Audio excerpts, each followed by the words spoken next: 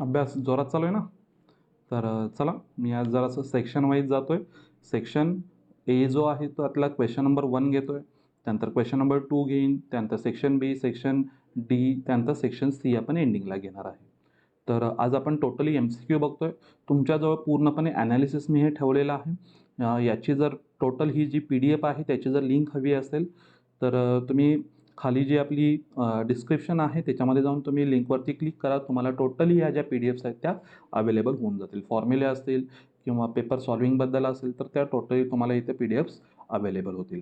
तर चला आपण याच्यामध्ये बघतोय काय सेक्शन एमध्ये नेमकं आहे काय काय, कसे टाईपचे क्वेश्चन्स आहेत. मी बऱ्यापैकी एक म्हणतोय की ज्या टाईपचे क्वेश्चन्स पेपरला आहेत किंवा जे क्वेश्चन्स पेपरला आहेत तेच मी तुमच्यासमोर ठेवतोय सध्या. तर चला आपण जाऊ section A question number 1 that is एम-सी-क्यूला जातोय. तर चला क्वेश्चन नंबर जो 1 असेल तो कशावरती असणार तर नेहमी जो आहे तो तुमचा पहिला जो टॉपिक आहे आपला मॅथेमॅटिकल लॉजिक आहे त्याच्यावरतीच असणार आहे. मग इथे ज्या टाईपमध्ये आहे किंवा हाच क्वेश्चन पडेल याच दृष्टिकोनातून मी इथं दिलेला आहे. तर पहिला बघा क्वेश्चन काय म्हटलेला आहे, A P and Q is a false. म्हणजे तुम्हाला इथं दिलेलं का आहे पी अँड क्यू हा जो दिलेला आहे तुम्हाला इथे फॉल्स दिलेला आहे. आणि दुसरा P implies Q is false. P implies Q is also false. Then the truth value of P and Q. आता एक बघा P implies Q. implies आपल्याला माहितीच आहे. implies आपण बघतो की नेहमी T कडून जर ॲरो जर F कडे गेला तरच आन्सर काय असतं याचं F असतं. तर मला इथेच समजतं की काय P implies Q म्हणजे T implies F is F आहे. तर इथे पण व्हेरीफाय एकदा करतो T and F. तर T and F obvious answer काय येणार आहे याचं एफच येणार आहे. तर झालं तर आन्सर काय आलं पाहिजे याचं टी एफ.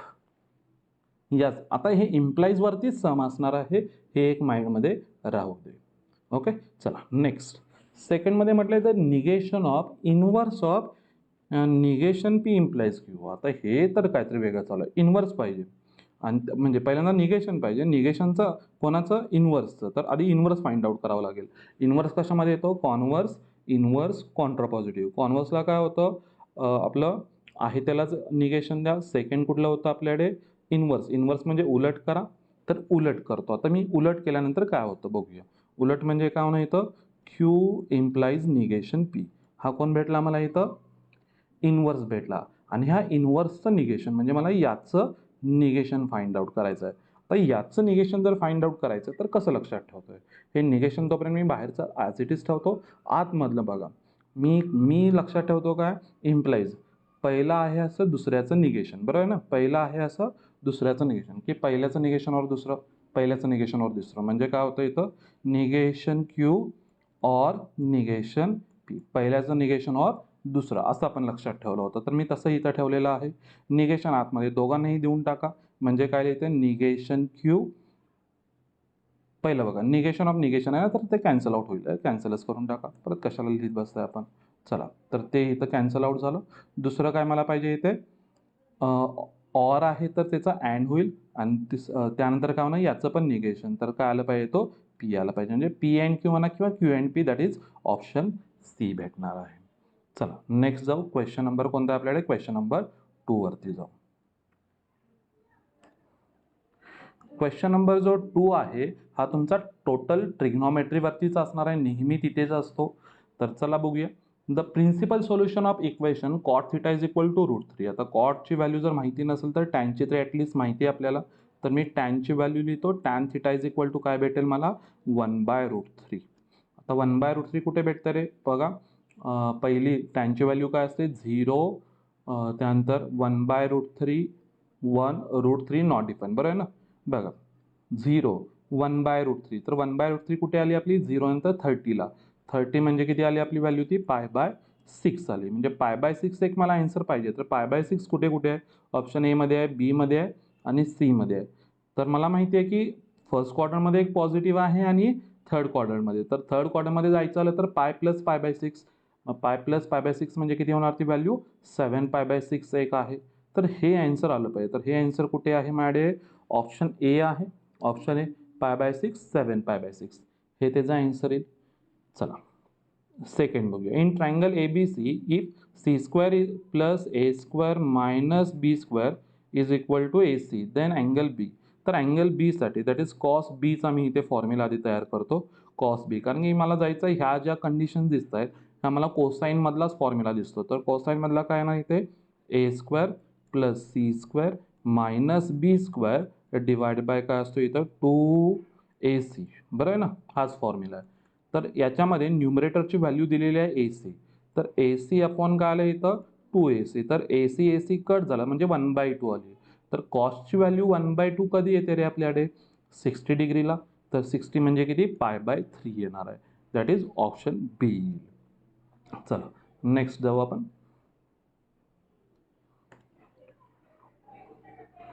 हां, जो आता थर्ड जो MCQ असेल हा थर्ड MCQ तुमचा कशावरती असणार आहे, वेक्टरवरती असणार आहे. चला बघूया. मी प्रत्येकातले 2-2 सम्स घेतलेले आहेत जे इम्पॉर्टंट आहेत, जे बऱ्यापैकी पेपरला सुद्धा पडले जातात किंवा याच्या आधी सुद्धा पडले असतील, परत त्यांचे चान्सेस आहेत. चला तर फर्स्ट काय म्हटलंय बघा, मॉड ए 3 दिलाय, मॉड ऑफ बी बार दिलाय तुम्हाला 4 दिलाय, then value of lambda for which A bar plus lambda B bar and J A bar minus lambda B बार आहेत हे एकमेकाला परपेंडिक्युलर आहेत. जर परपेंडिक्युलर असेल तर मला काय माहिती आहे इथं दोघांचा जो डॉट प्रोडक्ट जो असणार आहे तो किती असणार आहे इथे 0 असणार आहे. तर तीच मी इथं कन्सेप्ट यूज करतो. म्हणजे काय येणार आहे इथे बघा, ए बार प्लस लॅम्बडा बी बार याचा कोणावर बरं आपल्याला डॉट प्रोडक्ट घ्यायचा आहे इथे A bar minus lambda B bar याच्याबरोबर डॉट प्रोडक्ट घ्यायचा आणि ह्याची व्हॅल्यू मला माहिती आहे 0. डॉट प्रोडक्ट किती येतो इथं 0 येतो. तर चला ए बार इंटू ए बार, तर मॉड ए बार स्क्वेअर माहिती आहे ना, ही आपण फॉर्म्युलेमध्ये बघितलेली आहेत. त्यानंतर ए बार आणि ही व्हॅल्यू आहे म्हणजे काय येणार मायनस लॅम्बडा ए बार डॉट बी बार. त्यानंतर याने कोणाला याला मल्टिप्लाय करायचं, तर ही व्हॅल्यू किती येईल मायनस, किंवा हा सरळ फॉर्म्युला पण आहे, फॉर्म्युला ज्याला माहिती आहे त्यांनी करा, अदरवाईज मी इथं जरा सॉल्व करतो ॲज इट इज ज्यांना समजत नाही आहे. तर चला पुढे काय येणार मायनस की प्लस, प्लस येईल इथं ए बार म्हणजे लॅम्बडा येणार ए बार डॉट बी बार आणि हा प्लस मायनस मायनस येईल lambda into lambda that is lambda square आणि B bar dot B bar that is mod B bar square is equal to 0. तर ही व्हॅल्यू एकमेकाला कॅन्सल आउट झाली. तर mod A bar square is equal to lambda square mod of B bar square. Value put करा, तुम्हाला lambda स्क्वेअरची value भेटेल आणि त्यानंतर आपण लॅम्बडा इझिली फाइंड आउट करू शकतो. तर इथं 3चा स्क्वेअर म्हणजे 9 आली value is equal to lambda square आणि इकडं काय येणार मॉड बी बारचा स्क्वेअर आहे म्हणजे 4चा स्क्वेअर ना, दॅट इज 16 येईल व्हॅल्यू इथं. म्हणजे लॅम्बडा स्क्वेअरची व्हॅल्यू किती आली इथं 9/16 ही कोणाची व्हॅल्यू आली इथे लॅम्बडा स्क्वेअरची. तर लॅम्बडाची व्हॅल्यू किती येणार ही 3/4 असणार. आता प्लस मायनस 3/4 आहे परंतु आपल्याकडे एकच ऑप्शन आहे दॅट इज 3/4. तर आन्सर कुठले इथे ऑप्शन बी येणार आहे. चला थर्डला जाऊया. थर्डमध्ये काय म्हटलं if theta be the angle between any two vectors A bar and B bar आणि ही एक कंडिशन दिलेली आहे. तर चला तीही बघूया कंडिशन काय आहे. तर त्या कंडिशनवरतीच जातो मी इथे. चला mod of A bar dot B bar is equal to mod of A bar cross B bar आहे. तर चला आपण डेफिनेशनवरती जातो. तर आपली याची डेफिनेशन जी आहे ती कोणती आहे mod A bar mod B bar आणि कोण आहे इथे साइन थिटा आहे आणि इकडे कोण आहे मॉड ए बार, अरे इकडे कॉस थिटा होता ना रे, इकडे कॉस थिटा होता आपला, कोण चालू इकडे डॉट प्रोडक्ट चालू होता ना, तर तिकडे कोण आला पाहिजे होता आपला कॉस आला पाहिजे होता आणि इथे कोण येणार mod A bar mod B bar आणि इथे कोण होता साइन थिटा आणि इंटू एन कॅप होता, बरोबर आहे ना. आता एन कॅपचं जर मी मॉड जर घेतलं तर ती व्हॅल्यू किती येते 1 येते. तर ह्या व्हॅल्यू तर इथं निघून गेल्या म्हणजे काय आलं इथं कॉसला पाहिजे डिवाइडला नेऊन टाकतो म्हणजे इकडे 1 राहील 1 that is sine theta upon कोण आलं इथे कॉस थिटा. तर आता किंवा साइन आणि कॉसची व्हॅल्यू कुठे इक्वल येते रे, एकच आपल्याला माहिती आहे ती कुठे येते π/4ला झालं आणि अक्युरेट अँगलसाठीच आहे कारण मॉड आपण घेतलेला आहे. तर तीच कन्सेप्ट असणार आहे आपली फर्स्ट क्वाड्रंटमधली दॅट इज π/4 येणार आहे. ओके, हे म्हणजे हे पण टॅन झालं. टॅन थिटाची व्हॅल्यू तुम्ही 1 कुठे येते π/4ला, तसं पण एक माइंडमध्ये ठेवू शकताय. चला नेक्स्ट आपण जाऊ. Next MCQ number 4. आता नेक्स्ट MCQ 4 जो आहे हा कशामध्ये आहे बघा, डायरेक्शन रेशोज ऑफ लाईनवरती आहे किंवा तुमचा प्लेनवरती सुद्धा येऊ शकतो. तर बघूया नेमकं आहे काय. तर डायरेक्शन रेशोज विचारलेले आहेत लाईनचे, तर ते अपॉनमधले आहेत, कारण की हा जो दिसतो मला फॉर्म हा कार्टेशियन फॉर्म दिसतो. मात्र तिथे पण काहीतरी प्रॉब्लेम झालेला आहे, बघूया. 3x + 1 आहे इज इक्वल टू 6y - 2 आहे इज इक्वल टू 1 - z आहे. तर नेहमी जो आपला फॉर्म असतो कार्टेशियन फॉर्म, तो x - x1/a is equal to y - y1/b is equal to z - z1/c आहे. म्हणजे x y z हे सुरुवातीलाच आले पाहिजेत आणि अपॉनला ज्या व्हॅल्यू येतात त्या व्हॅल्यू कोण असतात आपल्या ABC असतात. तर इथं 3 आहे, तर याची मला काहीतरी अरेंजमेंट करावी लागेल. यातून मला 3 कॉमन घ्यावं लागेल, म्हणजे आतमध्ये कोण राहील इथे x + 1/3 बरोबर आहे ना. हा 3 मला खाली नेऊन टाकावा लागेल. चला नेक्स्ट सेकंड कोण येणार मॅडम इथे बघा. 6y - 2 आहे, तर काय तयार होईल इथे 6 जर मी कॉमन बाहेर घेतला तर काय नाही तर व्हॅल्यू y - 2/6 2/6 ची व्हॅल्यू किती येईल 1/3 आणि इज इक्वल टू यालातून मला -1 बाहेर घ्यावं लागेल, तर आतमध्ये कोण राहील z - 1 राहील.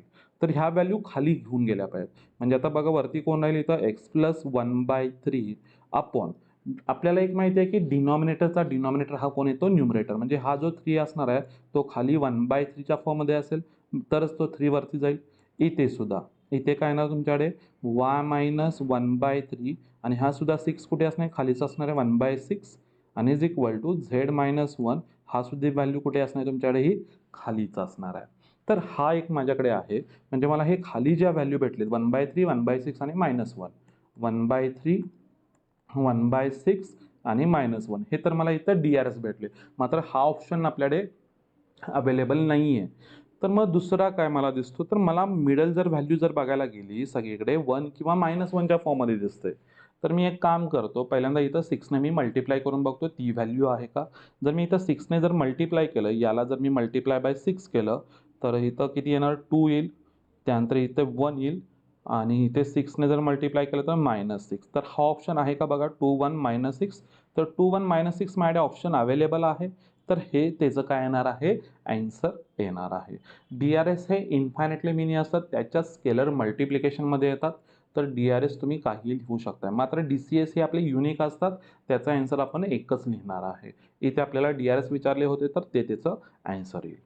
नेक्स्ट आपण जाऊया. इथं एक दिले कोप्लेनरची कंडिशन काहीतरी दिलेली आहे. तर कोप्लेनर दिल्यानंतर केची व्हॅल्यू विचारली. ओके बरं, चला बघू. तर याच्यामध्ये काय करता येईल, कोप्लेनर असेल किंवा मी अजून एक 2 गोष्टी म्हणजे सेम सांगितल्या होत्या. कोप्लेनर असेल किंवा इंटरसेक्टिंग लाईन असेल, तर दोघांसाठी आपल्याला एका डिटर्मिनंटची व्हॅल्यू काय होती रे 0 होती. कोणता डिटर्मिनंट होता माहिती आहे ना, x2 - x1 तोच होता. Yes yes yes, x2 - x1 y2 - y1 आणि z2 - z1 a1 b1 c1 आणि a2 b2 c2 याची व्हॅल्यू काय येते आपल्याकडे 0 येते. तर तीच कन्सेप्ट आपण आता सध्या यूज करू. तर चला आधी इथं कोण काय काय आहे माहिती पाहिजे. आपल्याला माहिती आहे आता x1 y1 z1 कोण येणार आहे. पहिला लिहितो x - x1/a a1 लिहितो. दुसरी असणार y - y1/b1 आणि z - z1/c1 आहे. तर त्याच्यावरूनच आपल्याला हे सगळं लिहायचं आहे. सेम दुसऱ्यामध्ये कोण असेल इथे x2 y2 z2 a2 b2 c2. तर कम्पेअर जस्ट करा आणि इथं व्हॅल्यू आपण काय असेल त्या पुट करू. तर काय काय बघूया. x2 आता इथे बघा x2 म्हणजे ही 1 येईल 1 - 2. चला लिहित जातो मी इथे 1 - 2. दुसरी इथं कोण आहे 4 - 3 4 - 3 आणि तिसरी कोण आहे इथे 5 - 4. काही नाही, हे तर इझीच आहेत. 5 - 4 खाली व्हॅल्यू. आता ही a1 b1 c1 आहे, म्हणजे 1 1 - k 1 1 - k आणि लास्ट काय इथं k2 1 आणि याची व्हॅल्यू आपल्याकडे इथं किती आहे तर 0 आहे. तर हे आपल्याला सॉल्व करायचं आहे. तर चला सॉल्व करू, बघू नेमकं काय काय तयार होतं. व्यवस्थित बघा, तुम्हाला कम्पेअर कोणाबरोबर करायचं आहे वगैरे हे समजले पाहिजे. चला आता हे सॉल्व करताना काय काय व्हॅल्यू येईल मला इथे 1 - 2 म्हणजे कोण भेटली इथे -1. त्यानंतर 4 - 3 दॅट इज 1 5 - 4 दॅट इज 1 इथे 1 1 - k आणि खाली काय आली इथं k2 1 इज इक्वल टू 0. आता डिटर्मिनंट तुम्हाला सॉल्व करायचं आहे. तुम्ही कोणत्याही रोने कोणत्याही कॉलमने करा, तुमच्यावर डिपेंड आहे. मी म्हणत नाही की फर्स्ट रोने वगैरे करा, तर तुम्हाला जसं जमेल तसं करा. आता फर्स्ट रोने काही जण सॉल्व करतायत, तर आपण फर्स्ट रोने करू. चला, प्लस मायनस प्लस. तर काय काय लिहिते, plus into minus, that is -1च येईल आणि आतमध्ये व्हॅल्यू काय येणार, 1 into 1 1 minus 2 into minus K, that is इथं प्लस झाला पाहिजे, 2 into K that is 2k झाला. त्यानंतर सेकंडला -1 आहे. त्यानंतर काय नाही इथे 1 into 1 that is 1 minus K into minus के, तर इथे प्लस के स्क्वेअर आला. के स्क्वेअर आला म्हणजे इथं क्वाड्रॅटिक सॉल्व झालं, तर ऑब्वियस केच्या 2 व्हॅल्यू आहेत. ऑप्शनमध्ये पण 2 2 व्हॅल्यू आहेत. लास्ट काय नाही इथे +1 आहे, +1 in bracket 1 into 2 that is 2 minus K into 1 that is K is equal to 0. तर आता हे सॉल्व करू. काय काय येईल बघा, -1ने मल्टिप्लाय करा, -1 मायनस 2k, -1ने आत मल्टिप्लाय करा, -1 मायनस के स्क्वेअर आणि 1ने आत मल्टिप्लाय करतो, +2 minus K is equal to 0. तर काय काय व्हॅल्यू इथं के स्क्वेअरची एकच टर्म आहे जी निगेटिव्ह आहे, लिहितो तोपर्यंत निगेटिव्हच, मायनस के स्क्वेअर. त्यानंतर केच्या किती टर्म्स आहेत, 3 आहेत की 2 आहेत, 2च आहेत. Yes, -2k minus K that is -3k आणि लास्ट -1 दॅट इज -2 आणि हे +2, तर हे कॅन्सल आउट झाले ना रे.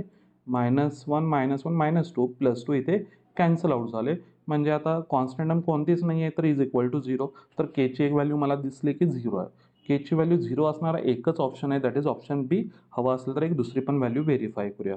म्हणजे इथं जर कॉमन जर घेतला -k, आतमध्ये राहिले इथे k +3 इज इक्वल टू 0, तर एक केची व्हॅल्यू 0 भेटली आणि दुसरी k +3 is equal to 0, that is केची व्हॅल्यू -3, म्हणजे 0 आणि -3 दॅट इज ऑप्शन बी असणार आहे त्याचा. चला नेक्स्ट आपण जाऊ.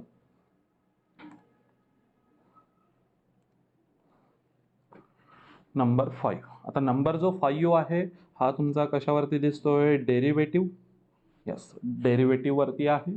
तर चला बघूया नेमकं काय दिलंय. हा जो वरचा जो क्वेश्चन आहे, क्वेश्चन नंबर 5 मधला फर्स्ट, तर तो खूप वेळा मला वाटतं CET मध्ये पण विचारलेला आहे.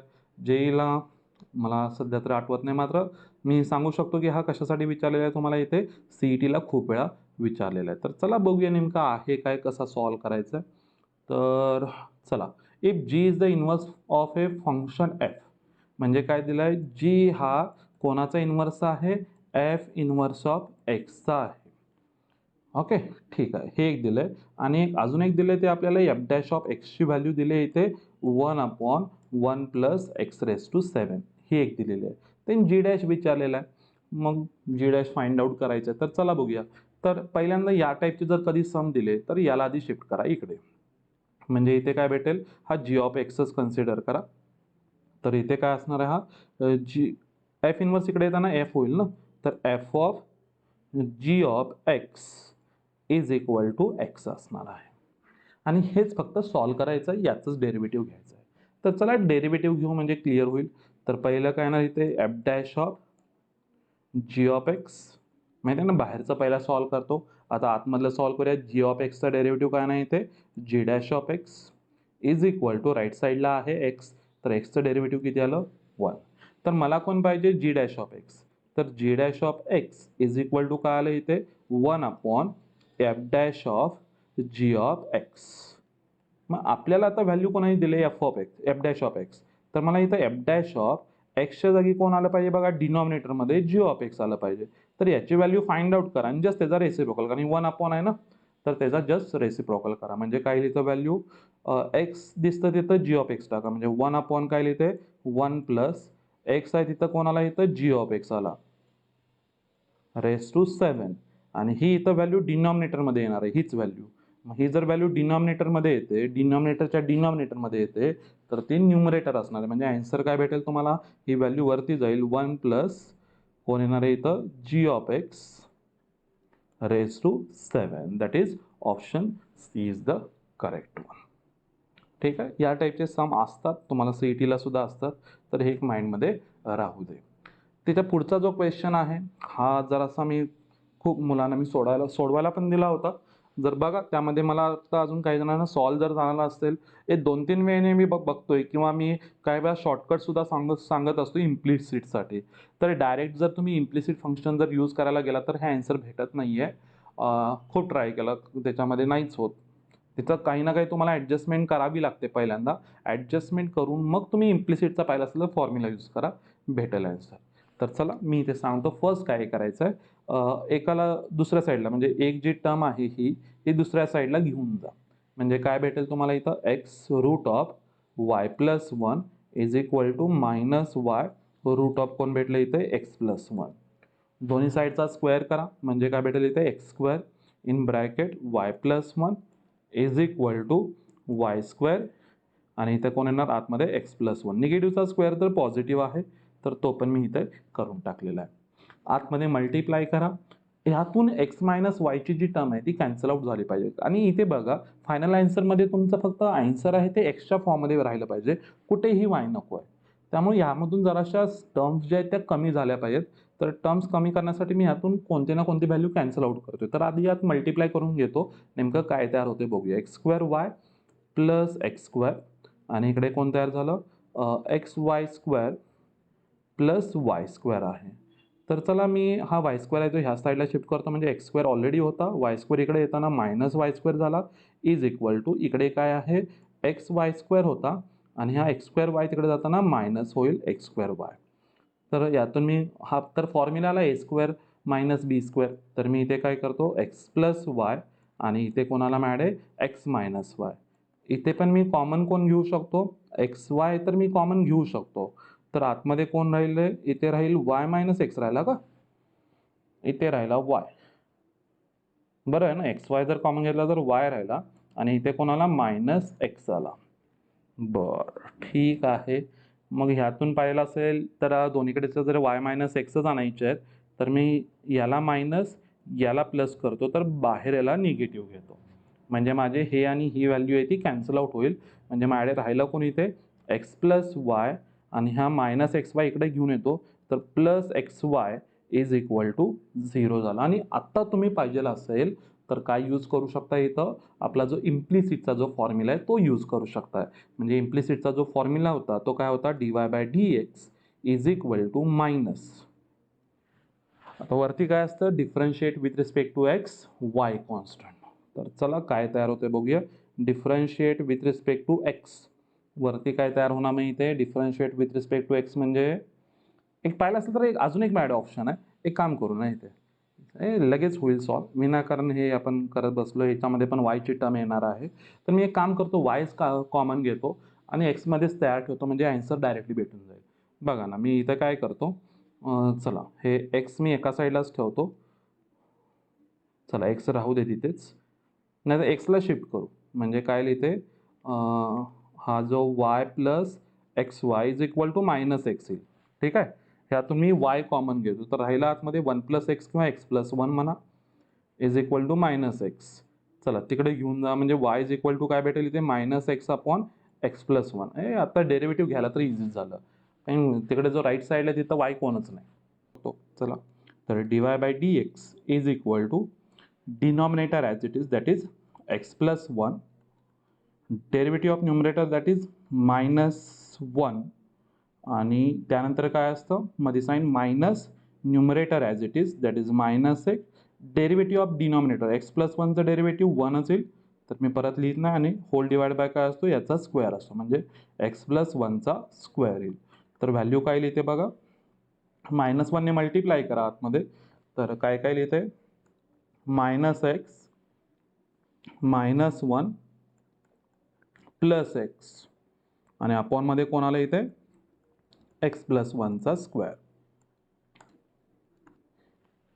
झालं minus 1 upon X plus 1 bracket square that is option B. भेटलं आन्सर तर भेटून झालं. चला नेक्स्ट क्वेश्चनकडे जाऊ.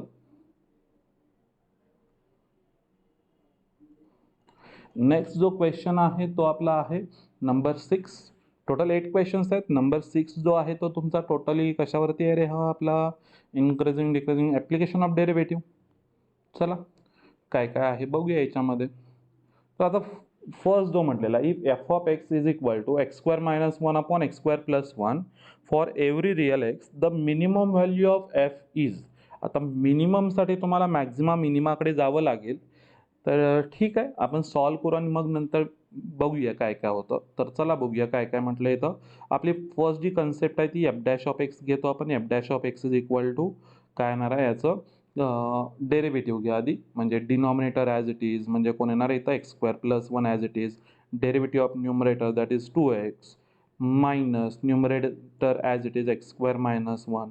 डिनॉमिनेटरचं derivative whole divided by square of that denominator that is X square plus one bracket square. आणि ही व्हॅल्यू आपण 0ला इक्वल करतो आणि मग एक्सची व्हॅल्यू फाइंड आउट करतो. म्हणजे इथं काय ना तुमच्याकडे हा 2x³ होईल, बरोबर आहे ना. त्यानंतर प्लस 2x हा मायनस 2x³, बरोबर आहे. मायनस 2x³ मायनस मायनस इथे प्लस झाला. प्लस किती येणार व्हॅल्यू ही 2x. आता ही व्हॅल्यू 0ला इक्वल आली तर ही व्हॅल्यू इथं एकमेकाला कॅन्सल आउट आली. तर 2 2 4x इज इक्वल टू 0. अरे इथं एक्सची व्हॅल्यू तर 0च आली का. जर एक्सची व्हॅल्यू जर 0 येते जस्ट पुट करा, एकच असणार आहे तर ऑब्व्हियसली इथं मिनिममच भेटणार आहे. तुम्ही डबल डेरिव्हेटिव्ह घ्या, काही फरक नाही पडत, एकच तुम्हाला एकतर मॅक्झिमम किंवा मिनिमम भेटते, एकच तुम्हाला असणार आहे. क्वेश्चन मध्ये विचारलेला आहे मिनिमम, तर एक्सची व्हॅल्यू ज्यावेळी तुम्ही 0 पुट करताय तर ऑब्व्हियसली तिथं मिनिममच भेटेल. मग जर 0 जर पुट केलं इथं तर काय भेटणार आहे इथे -1/1 भेटली. तर तुमचा आन्सर काय येईल इथे -1 इज द करेक्ट आन्सर, दुसरं काहीच नाही आहे. चला next question. Next question number 6 मध्ये काय म्हटलेलं आहे, if F of X is equal to x³ फॉर्ममध्ये काय दिलं आणि स्ट्रिक्टली डिक्रीजिंग म्हटलेलं आहे इन कशामध्ये असेल. तर चला बघूया नेमके काय काय. तर याचं पहिल्यांदा डेरिव्हेटिव्ह घ्या, इज इक्वल टू 0 करा. डेरिव्हेटिव्ह म्हणजे 3x² प्लस 6 2 12x प्लस 9 याची व्हॅल्यू मी 0ला इक्वल करतोय आणि मग व्हेरीफाय करतोय नेमकं कोण कुठे काय काय आहे. तर चला एक्सच्या तर व्हॅल्यू मला इथं भेटतील. काय भेटतं इथं 3ने डिवाइड होतो ना, तर x² मायनस 3 4 जा x प्लस 3 3 जा 9. तर मल्टिप्लिकेशन मला किती पाहिजे इथे, मल्टिप्लिकेशन पाहिजे मला 3 आणि ॲडिशन मला पाहिजे -4. तर एकच ऑप्शन आहे -3 -1. म्हणजे एक्सच्या व्हॅल्यू माझ्याकडे कोण आहे इथे 1 आणि कोण आहे माझ्याकडे इथं 3 आहे, बरोबर ना. डिवाइड बाय मायनस आहे, आपण असंच लक्षात ठेवतो. मग नंबर लाईनवरती जाऊ आणि आपण बघूया. आता स्ट्रिक्टली ज्यावेळी आपल्याला डिक्रीजिंग म्हणतात त्यावेळी आपल्याला माहिती आहे की F dash of X is काय झालं पाहिजे लेस दॅन 0 झालं पाहिजे. म्हणजे ही जी व्हॅल्यू होती कोणती, ही जी x² मायनस 4x प्लस 3 जी व्हॅल्यू आहे ती लेस दॅन 0 झाली पाहिजे. मग मला इथं 1 भेटलेला आहे, इथं 3 भेटलेला आहे. मग मी काय करतोय 0 म्हणजे या साईडची व्हॅल्यू याच्यामध्ये पुट केली तर ही व्हॅल्यू 0 म्हणजे 3 भेटला. तर 3 इज लेस दॅन 0 पॉसिबल आहे का, म्हणजे पॉझिटिव्ह भेटला सरळ सरळ. मी असंच लक्षात ठेवतो 0साठी पॉझिटिव्ह भेटला तर इथं निगेटिव्ह असणार, इथे पॉझिटिव्ह असणार आहे. मग स्ट्रिक्टली डिक्रीजिंग कुठं भेटतो रे, म्हणजे स्ट्रिक्टली डिक्रीजिंग आहे तो 1 आणि 3च्या मध्ये भेटणार आणि 1 आणि 3 पण नाही आहेत. कारण की स्ट्रिक्टली डिक्रीजिंग, स्ट्रिक्टली हा वर्ड असेल तर त्या दोन व्हॅल्यू येणारच नाहीत. जस्ट डिक्रीजिंग असेल तर त्या दोन व्हॅल्यू येणार आहेत. तर 1,3 that is option D is the correct one, हेच असणार आहे. चला नेक्स्ट.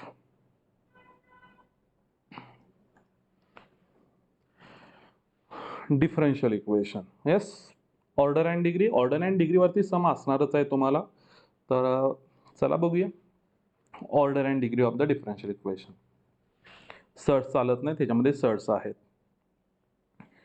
इथे पण स्क्वेअर रूट आहे, इथे पण स्क्वेअर रूट आहे. रेस टू 3/2 म्हणजे क्यूब चालतो, मात्र इथं 1/2 पण आहे. तर मला दोन्ही साईडचा आधी स्क्वेअर करून मला इथं सर्ट्स आधी कॅन्सल आउट करावं लागेल. तर स्क्वेअर करा दोन्ही साईडचा, तर काय भेटेल 1 प्लस इथे भेटला dy/dx त्याचा स्क्वेअर झाला आणि इज इक्वल टू काय आलं इथं d2y/dx² आणि त्याचा काय झाला इथं क्यूब आला.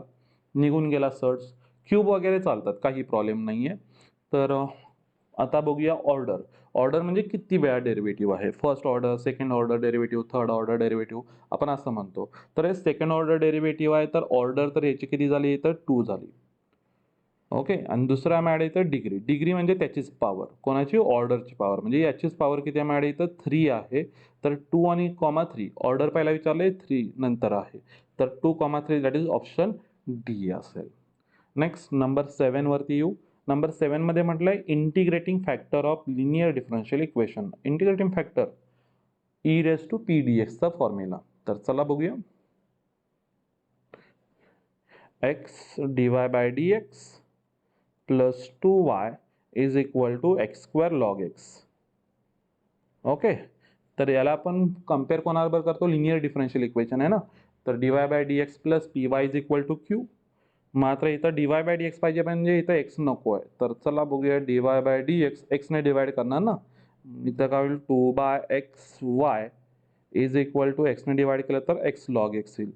आणि जर कम्पेअर करताय D Y by D X, sorry इथे प्लस पाहिजे ना, प्लस करा रे, plus D Y by D X plus P Y. तर पी मला पाहिजे, कारण की आपला जो इंटिग्रेटिंग फॅक्टरचा जो फॉर्म्युला आहे तो E raise to integration of P D X आहे. तर D Y by D X plus P Y, तर पीची व्हॅल्यू हीच असणार आहे, प्लस 2/x. तर पुट करा E raise to integration of 2/x D X. तर चला सॉल्व करूया. काय येणार इथे, ई हा 2 बाहेर घेतो, तर इथे 1/x राहिलं, तर 1/xचं इंटिग्रेशन काय आलं, लॉग. तर ई रेस टू 2, इथे आलं लॉग ऑफ मॉड एक्स. आपल्या लक्षात आहे. चला ठीक आहे. त्यानंतर हा 2 आहे तो पावाला लिहून टाका. तर E raise to log of X square आला. तर ई आणि लॉग एकमेकाला कॅन्सल आउट होतील. तर आन्सर काय राहणार इथं, only x square. That is option D झाला.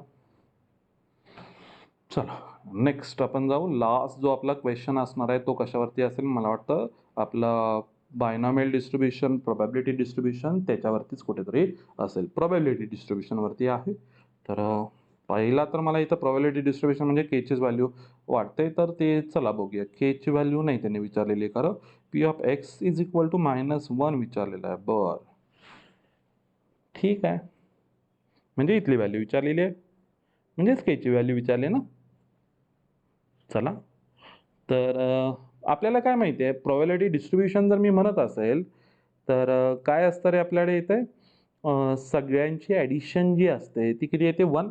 म्हणजे कोणाकोणाची addition 0.1 plus K plus 0.2 plus 2k plus 0.3 plus K is equal to 1.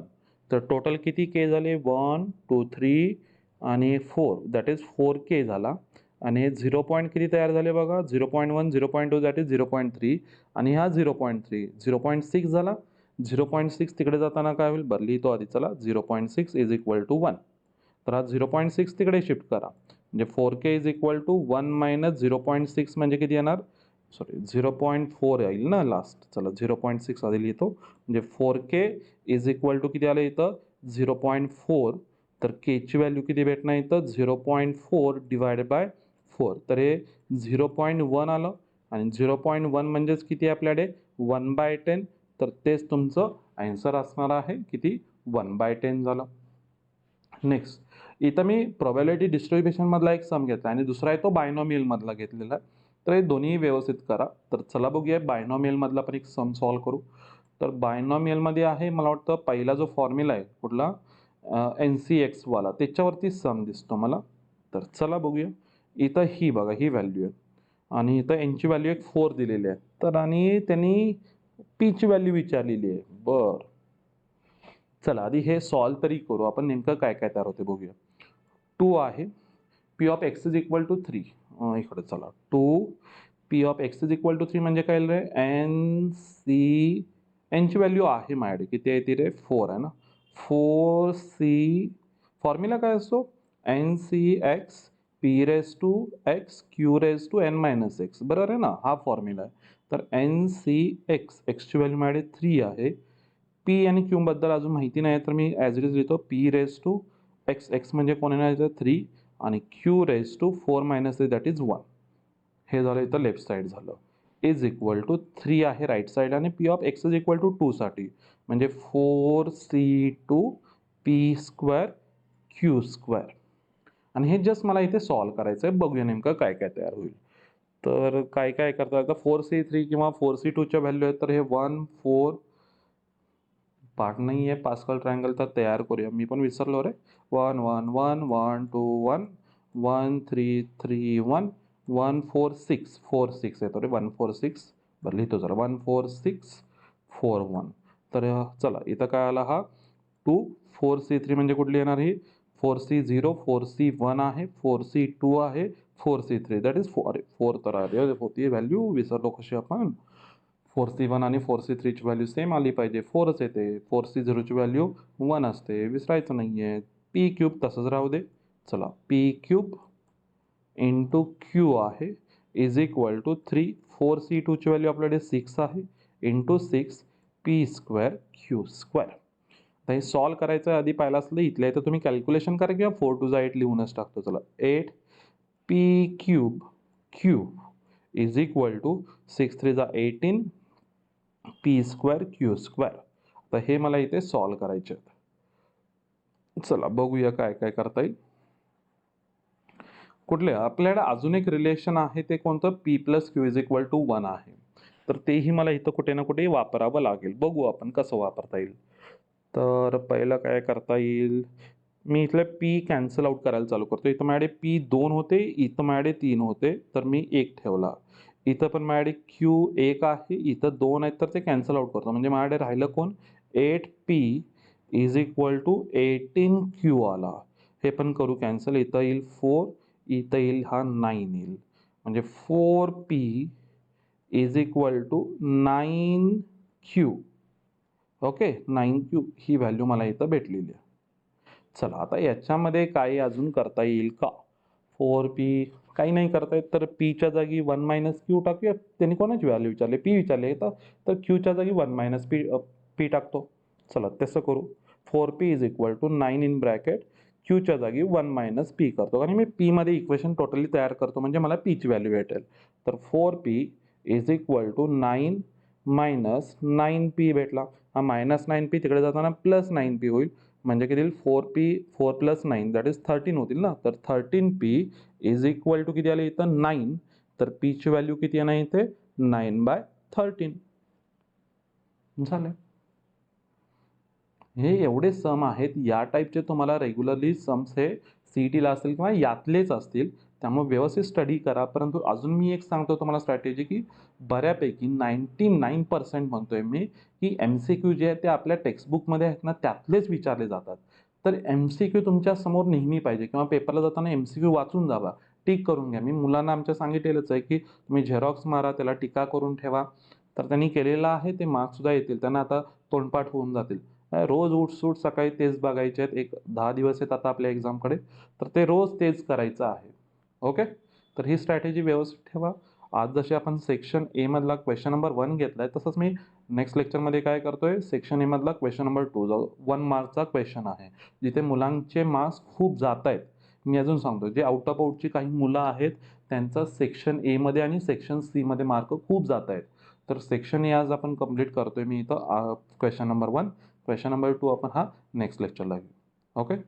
तर अभ्यास करत राहा. बेस्ट लक.